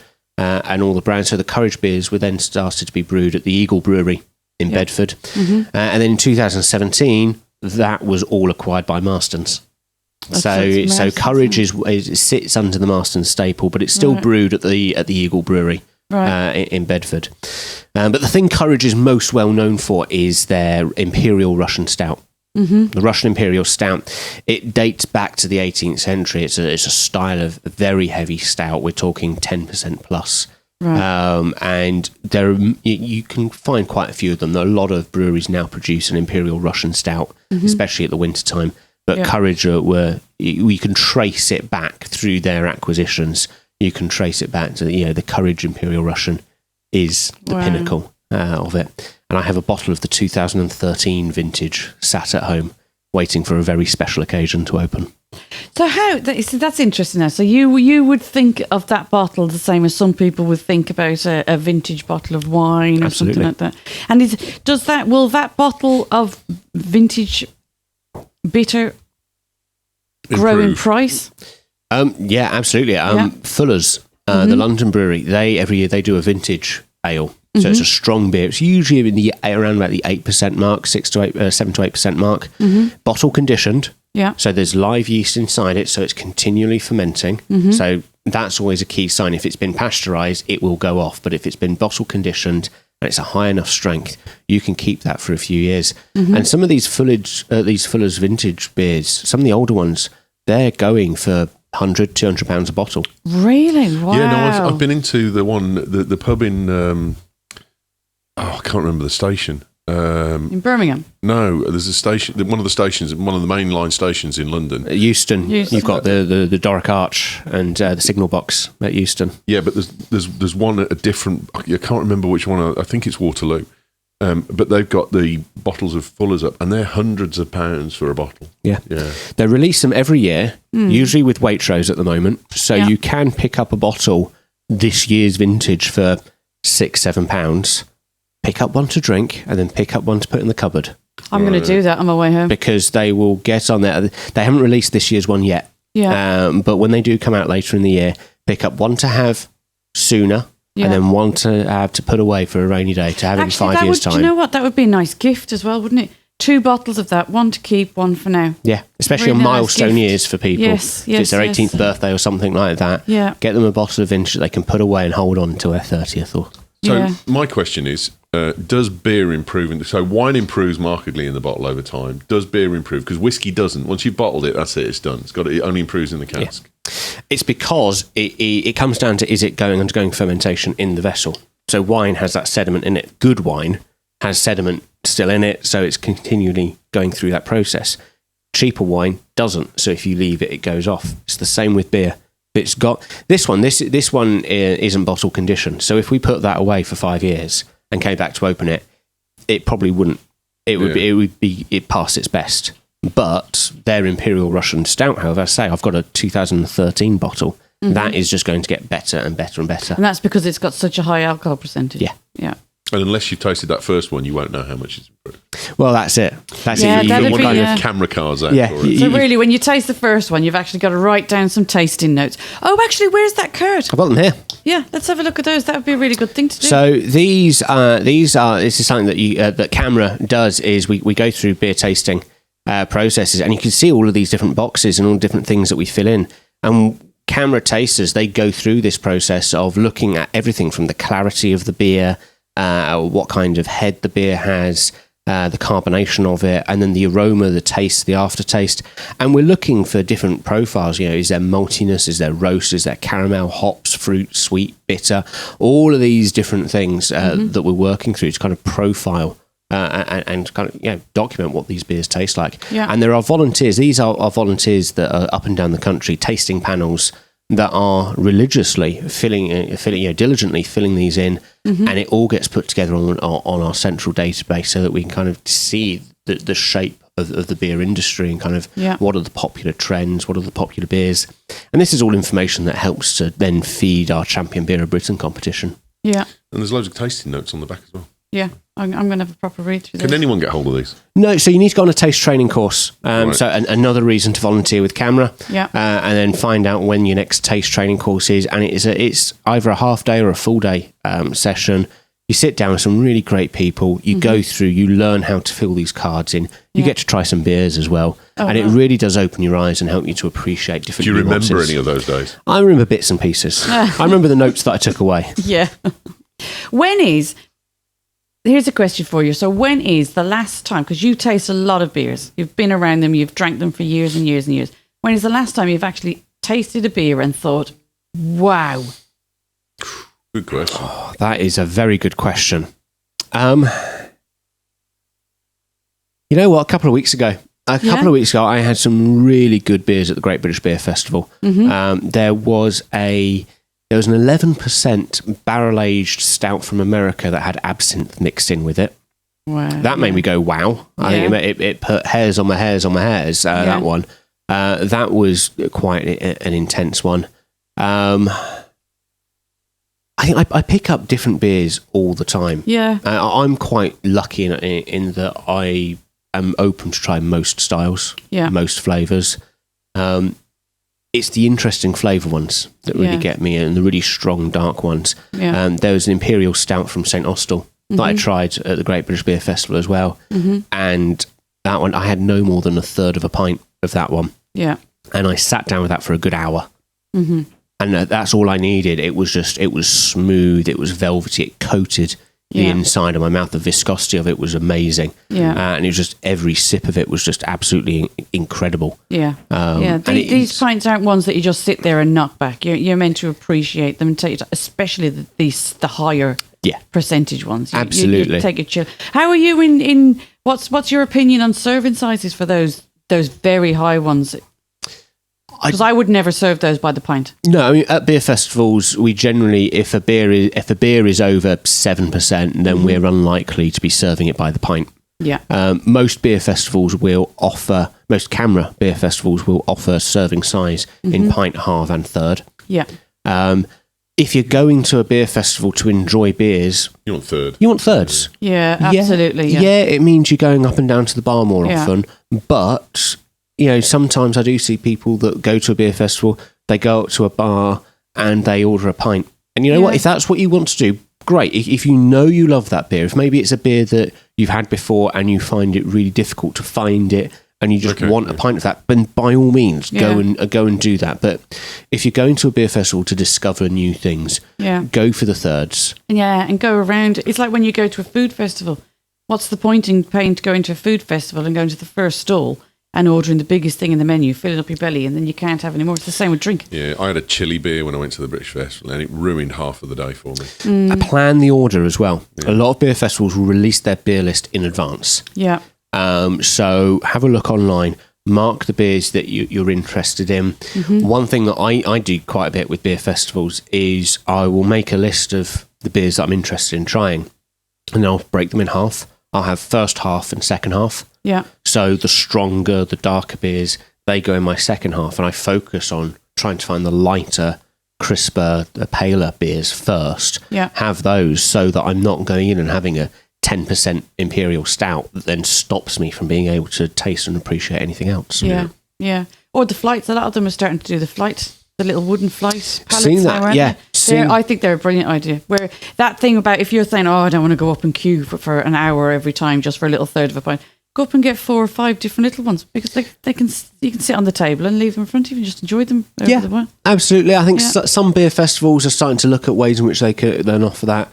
What I have seen some groups of people do when they go to a beer festival, if there's 4 of them, they break themselves and go, right, you're stout, you're bitter, I'm IPA, you're pale, go. And they all go off, get a half each. Yeah.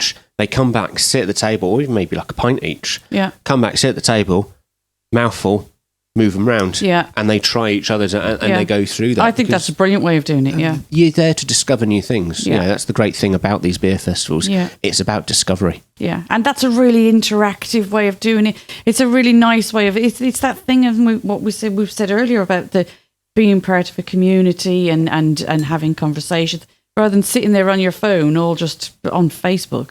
Everyone then, because as you switch the pints around, everyone talks to each other and everyone says, right, I thought this, I think that, and you get a really great atmosphere going.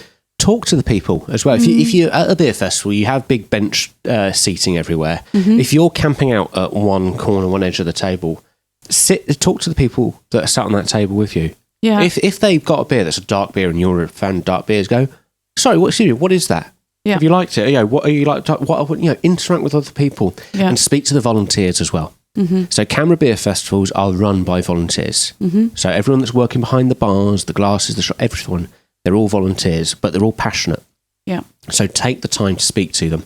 When I really enjoy working behind the bar. At beer festivals. It's the best thing ever. I don't get to do it often because of my day job. I'm often asked to do more of a marketing role. Yeah. So when I do get to jump behind a bar, I really do enjoy it. The last time I did it was at the Isle of Man Beer Festival, and I went, okay, right, I'm on this bit of the bar, and I had 3 beers in front of me and 6 behind me. And the first thing I did was with my glasses, I got a mouthful of each one, and I went through them all, going, right, that's that. Yeah. What that meant is that when someone came up to me and goes, oh, well, I've just tried that one and I didn't like it, I'm able to go, okay, well, if you didn't like that, this is the opposite. You might like this. Yes. And a lot of the volunteers do the same thing. Yeah. They kind of get to know the beers around their station. So, that, go up to them and say, well, I usually drink X. Yeah. My favourite pint is this. What do you recommend? And let them guide you. Let them try, and don't be afraid to try new things. Yeah. Yeah, fantastic. Yeah, it's just the passion showing through, isn't it? Especially when these things are all volunteers. It's they also want to show their knowledge as well, because that's why they're there, because they love it, because they love being involved in it. But yeah, I totally agree. Ask questions. Yeah. We had over 1,000 volunteers at the Great British Beer Festival the other week. Over 1,000 people travelled far and wide. There was someone in the press office with us that travelled from Luxembourg. Wow. People travel over from the States. That's dedication. People travel over, there is that real passion. So tap in, as a customer, please, tap into that and enjoy the passion that's around you. Yeah. So going on our standard test of if we finished off the beer, that one's gone. We've done that one. So we've done the first one and we've done the third one. We didn't do the second one. The second one's still half of it's still sat over there. So there's the test. So this was a more popular one then? This was much more popular. Yeah? It's quite like that. Better than the first one? Oh, a good shout. On balance, I think I'd have to say I preferred the first. I'm first. Yeah. I like I the like the richness first. in that and the more chocolatey flavour in it. But I still think on balance I'd buy the Timothy Taylor's. If I saw it on tap in a pub or saw a bottle of it in a bottle bar, I would buy a bottle of it. I never would have. If you hadn't put that, I would never, ever I have. bought Timothy Taylor's, yeah. No, because it's I would never have bought Butty back then until you brought it in.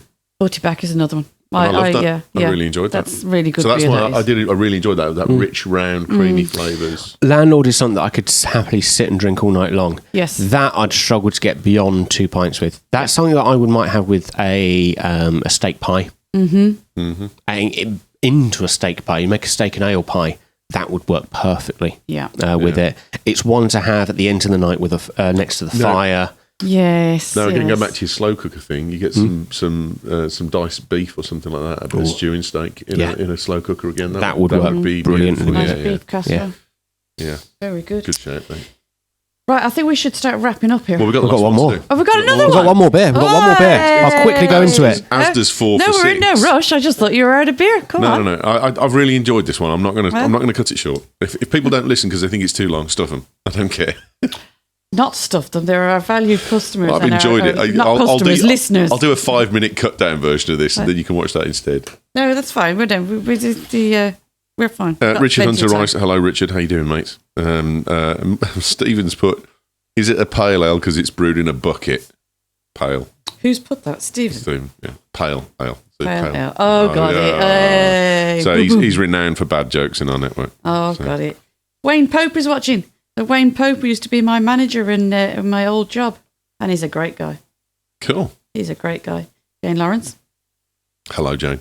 Hello, Jane. How are you? Hope the new job's going well. Yeah. And Zoeb. There's loads of people watching, isn't there? There is. Hello, everybody. Really appreciate that. 81 Thank you. at the minute. What are you going up to this weekend now, Mr. Ewan Rankin? I'm working. Actually, Dave, can you say Rankin the way you said it that day when you dressed up as the school teacher? That was really funny. Oh, my. Now I have to rule myself out of this one. Why? Because I inadvertently know what it is. How?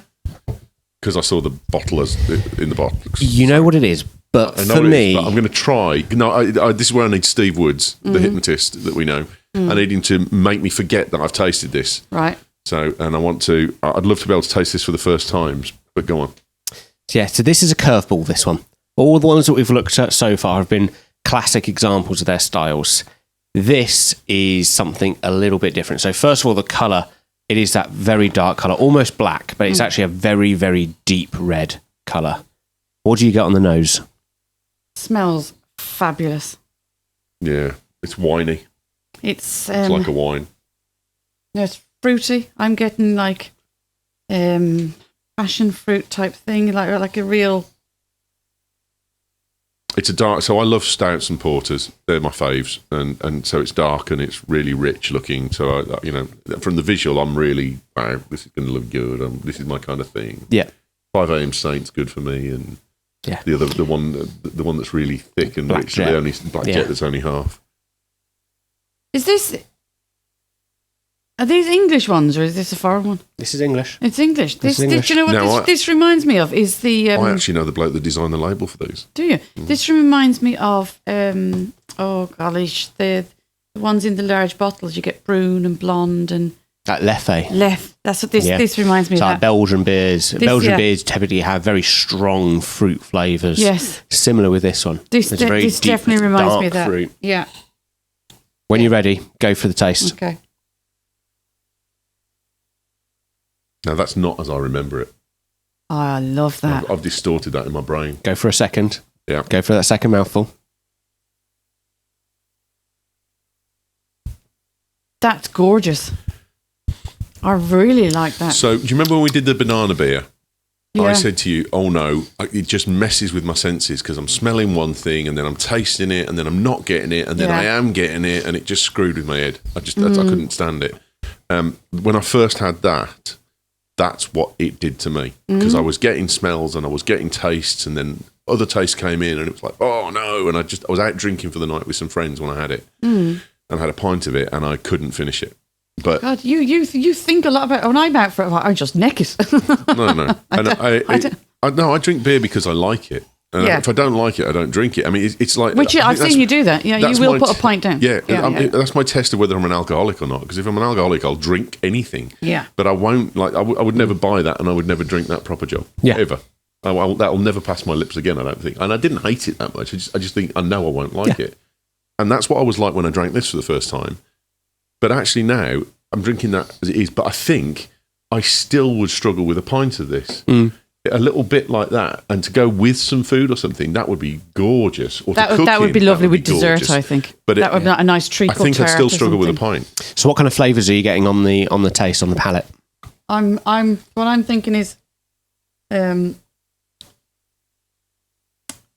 it's almost I can get that caramelly again, and then I can taste a little fruity bit, but not overwhelming. It's just very much in the background, and then seems to be a little bit of that at the back. You get that bit at the back. I don't know what that taste is. That sensation. Strepsil. You know that where you get that Strepsil. It's almost that astringency. That's it. Yeah. That's it. Strepsil. That's what I get at the end. So this What is is. it? This is. I'm intrigued because I really like this. So this is Titanic's Plum Porter. Plum. See, I'm not reasonably good at this. Well, you are a landlady. I know, yeah, but I'm quite chuffed. But you see, this is the important thing, is that had I said to you, right, we're now going to try plum porter, you'll have actively been looking for the plum and nothing but the plum. But because you didn't know that it was a fruit beer at all, you found the fruit, but you were finding lots of other things as well. And that's a really important thing, is that you don't allow yourself to be locked into looking for what you've been told to expect from it. Yeah. So this is plum porter. This beer has an almost cult-like status. Yes. People get very excited by this beer. Titanic Brewery, based in Burslem, Stoke-on-Trent. So relatively And that's local. relatively new as well in the world of... It's not been around like since 1850. No, it's like only... These guys have only been around since 1985. Yeah, it's still in the terms of brewing. It's a baby company still, isn't it? It is a young one. All of their beers are themed around the Titanic because Captain Smith was from Stoke-on-Trent. Oh. So that's why it's all themed around that. But yeah, these guys, they've recently been going through a big rebrand project. So this is the new design. I haven't seen that before. I haven't seen that. As made by Peter Howard, who David and I both know well. Yeah, Pete Howard has Well done, done Pete. an Good job on expert these, job. mate. Really good job on these. On design, yeah. These guys, Titanic originally, they did a lot of lighter beers, and they still do. Their Iceberg, their White Star are some great light beers. But they then started experimenting with darker flavoured beers. So they do this one, Plum Porter. There's a Cherry Dark, which is very good. There is a chocolate and vanilla stout. Nice. And they also do a cappuccino stout. Oh, I'd love to try that. The first time I had the cappuccino stout, I was in Liverpool, and I asked the barman, I'll have a pint of the cappuccino stout, and he turned around to me and he went, "Do you want sprinkles?" I said, "I beg your pardon." And they had, the duster. If you order a cappuccino in a coffee shop, you have the chocolate dust, and they do a dusting of chocolate. They dusted the head, because there's a nice creamy head on the top of it, and they dusted the head of this beer with chocolate flakes over the top of it. And he said, "Trust me." And you know what? Absolutely. Oh, So if wow. you ever see Titanic cappuccino anywhere, ask for it with the chocolate dusting. You'll get a funny look from the bar staff potentially, but it is absolutely worth it. So when you say it's a creamy head as in like Guinness? Yeah, not quite to the intensity of Guinness, but it had quite a things. In part because it had been served through a sparkler, so the beer had been aerated, so that it has that white head to it. Yeah. But yeah, it worked beautifully. Marvellous. Really like that. So yes, this is Titanic's Plum Porter, 4.9% this one. What a strong one as well. So stronger, this one. It is lovely. If you enjoy this, so this is available in most supermarkets, try it. If you enjoy it, keep a lookout at Christmas time, because, well, for the last few years, they have done a Grand Reserve version, which is an even stronger version, or stronger, more intense. And last year they did a port-infused version, so they added port into it as well. I love that. Port, I absolutely love port. No word yet as to whether or not they're going to do it this year. Yeah. But based on the popularity of it in the years gone by, who knows? The likelihood is, if it's worked before... Keep an eye out. Keep an eye. Follow them on Facebook. Yes. Give them a like on Facebook and keep an eye out and see what they're up to. Well, when we post this, we'll tag all these breweries in now and just let them know that we've done it. But it's I'm getting hate mail. Now I've put my address on inadvertently. Well, don't talk about it anymore. Don't highlight it. No, I've got to go back and take it off, mate. Yeah, you have to take it off. Yeah, we'll have to delete the Facebook video and do what we did last week. No way. Yeah, because I can't edit it once it's on Facebook. Okay. Can I? No, can't. That stuff. Oh, Ewan. You still got good views, didn't you, this week? You still got good views this week? So, yeah. Titanic Plum Porter. I thought this was a great way just to finish off the session. So we've gone through... different from I remember. So I'm quite... That's okay. Sometimes bottle and cask can be very different because the quality of a cask beer can be dependent on the bar staff. Yeah. So if absolutely. it was a case of the cask pint that you had, it had been on for 2-3 days, it was reaching the end of its natural life and some of the bitterness was starting to come through on it, it could have been that. It could have just been a bad example of a pint. So, I always say to someone, if you try a beer and you don't like it, go somewhere else and try it again. Try it again, try it on bottle. Or even try it later on in the evening, because it might have been that they've just cleaned their lines. Yeah, it could be that, maybe try it in a different place. You try and ascertain whether it's a case of you don't like that beer or you don't like that cask of that beer, and it is a big difference sometimes. So before we wrap up, let's just do a really quick one for any trade people that are watching, and also there's more and more people now that are having and starting to put in little bars in the back gardens, and they're starting to buy casks and parties and putting them up in the kitchen and things like that. So let's have a quick one. So what is the difference? I'll shoot normal bog standard questions at you. So what is the difference between a keg and a cask? So a keg and a cask are two different styles of dispense. With a keg, what happens is you attach a line to the keg, and that beer is dispensed by forcing gas or compressed air into the barrel, into the keg. That then forces the beer out through the line and out through a font. So those are the keg fonts. Yeah, you flip the lever, it comes out. Yeah. So what you get there is you're getting the gas is mixing with the beer. So those beers are typically more carbonated than other beers because that gas is being forced in. Kegs are usually pasteurised and they're usually filtered in some way. So they're dead products in that sense. But because they're in a sealed container, it's airtight, it lasts for a long time. Yeah. Cask beer is real ale. So with that, they're dispensed by gravity, so the old hand pulls, the old beer engine hand pulls. And the way they work is you have the line go in one side, you then have an air hole at the top, and it's a air vacuum dispense, so it pulls the beer through. The plus side to cask is that it is a living, breathing product. It's fuller, more full flavour. It's undergone that fermentation, so it's more developed, more interesting flavour. Downside is because air comes into contact with the beer, it's got a shelf life of only a couple of days. Now, if you're good, you might get squeeze 4 days out of it, kind of thing. At a push. So there's pros and cons to both styles. We've now got this third style of dispense, which is the key keg. Yeah. So key keg is essentially it's like bag in the box wine. Yeah. So what you do is the beer goes into the bag. It goes into this foil bag, which then sits within a hard plastic shell. You attach it in the same way that you would a normal keg. So it's a font. It's attached in the same way. But instead of the gas or the air mixing, going into the beer and forcing it out, the gas goes into the gap between the plastic shell and the bag. So it essentially squeezes the bag and squeezes the beer out, which means it's possible to have real ale dispensed through key keg. Yeah. So in other words, you can have real ale served without it coming into contact with air. Therefore, it lasts longer. It lasts longer. So if you are a pub in the countryside, you can have key keg beer. You can have real ale that will last a week, 2 weeks. Well, maybe not 2 weeks, but last longer than the 3 or 4 days. And it can be adapted to be served through hand pull as well. Yeah. And what's really good about those as well is it opens up much more opportunities for different size barrels. Yes. It used to be before, years ago, you could only get the 11s. And they're quite big ones. It's like 87 pints, and it's a lot. But now for people at home or having smaller parties, these key kegs, you can get them in 20 litres, 30 litres. But even in the kegs, can you get 10 of them? They are adorable. You can get 10. You can get dinky little key kegs. The only downside, if you think about having it at home, is that because it's a key keg, you do need to have the dispense.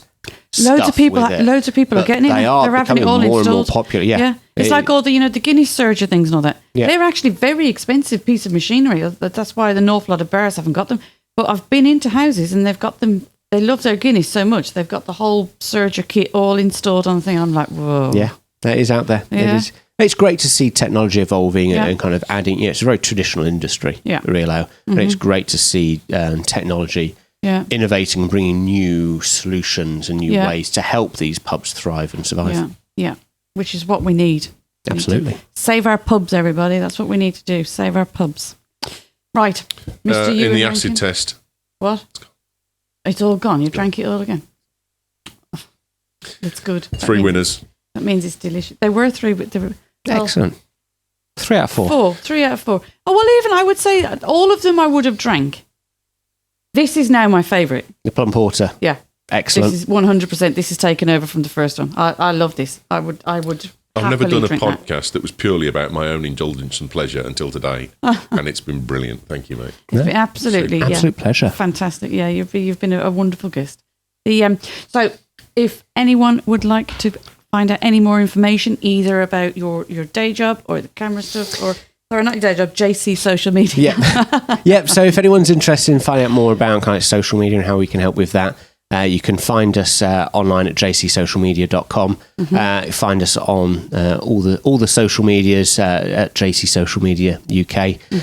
You can also give me a follow on Twitter. I'm on Twitter at oldmanglenners. If you're interested in the beer stuff, my Instagram is all beer reviews. I try all sorts of beers, review them all on Instagram, and you can find me on Instagram at oldmanglenners as well. Cool. Mr. Rankin, how can we get hold of you? No, hold on a minute. I'd like you to say Mr. Rankin in that school teacher way. Yes. Rankin. Call in the register. Call in the register. Rankin. Go on. I used to have the Mickey taken out because we had a Czechoslovakian tutor. He was like, a form tutor. And he couldn't say Ewan, so he used to say even. So I used to get called uneven. Really? Yeah. Uneven. My name's Ewan Rankin. You can get me at Ewan Rankin on Twitter. You can also follow me on Instagram at 12 Space Media and on Twitter at Ewan Rankin and 12 Space Media as well, where I completely conflict and roll together all of the things that I want to put on the internet badly, as David says. So thank you. See you all next week, because I really enjoyed today, man. It was. I was so excited, and it didn't disappoint. Absolutely. It was fantastic. Really, really fantastic. Absolute pleasure. Thanks for having me. Yeah. It's been good. We'll do this again. We'll do this again with some more beers. Yes, 100%. We will for definite. So I am Mary-Louise, as we said, so I'm your host. Thank you to everyone that has interacted today on Facebook. There's been loads and loads of messages going back and forwards and viewing and things like that. It would be amazing if you could have a look on iTunes, please, and subscribe on there. Just type in Craic Rootless and we'll come up straight away. Also, if you'd like to send in any comments, any reviews, or you would like us to review anything or cover any different topics, just email in to Marie, M-A-R-I-E, at therootlesspub.com. Oh, we're on Spotify now as well. We will be. Gavin sorted Spotify out. We were trying. We haven't finished it. Oh, right. Okay. By the time, once I put something down, it has to wait 3 weeks before I pick it back up again. But it'll get back on there. We'll be on Spotify soon as well. So fantastic. Thank you so much for listening, and we will see you next week. Goodbye.